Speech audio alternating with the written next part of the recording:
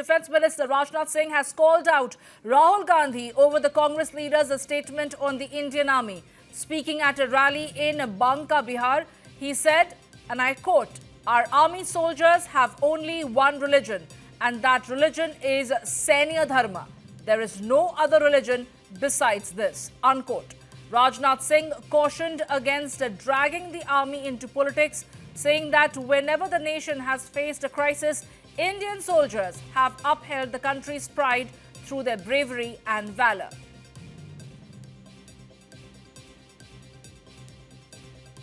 सेना के बारे में जाति पात के आधार पर, बहनों भाइयों, मैं समझता हूं कि चर्चा तक नहीं होनी चाहिए। हमारे सेना के जवानों का एक ही धर्म होता है, वह धर्म है सैन्य धर्म, इसके अतिरिक्त और कोई दूसरा धर्म नहीं होता। और जिस तरीके की यह बात बोल रहे हैं मेरे बहनों भाइयों, मैं ये कहना चाहता हूं, यह देश के हित में किसी भी सूरत में नहीं है। और मैं कांग्रेस के दोस्तों से कहना चाहता हूं, कम से कम हमारी सेना को राजनीति में मत घसीटिए। जब जब इस देश पर संकट आया है तो हमारे सेना के जवानों ने अपने शौर्य और पराक्रम का परिचय देकर भारत का मस्तक ऊंचा किया है। जाति, पंथ और मजहब की यह राजनीति ने देश का बहुत नुकसान किया है, बहुत नुकसान किया।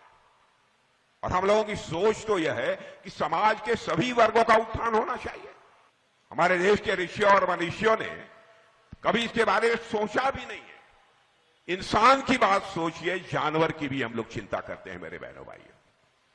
नाग पंचमी का दिन होता है, तो नाग पंचमी के दिन जिस काले नाग के काट लेने के बाद मरने की पक्की गारंटी होती है, उस काले सर्प को भी शुद्ध गाय का दूध पिलाकर दीर्घजीवी होने की कामना दुनिया में किसी देश में की जाती है तो केवल और केवल हमारे और आपके देश भारत में की जाती है मेरे बहनों।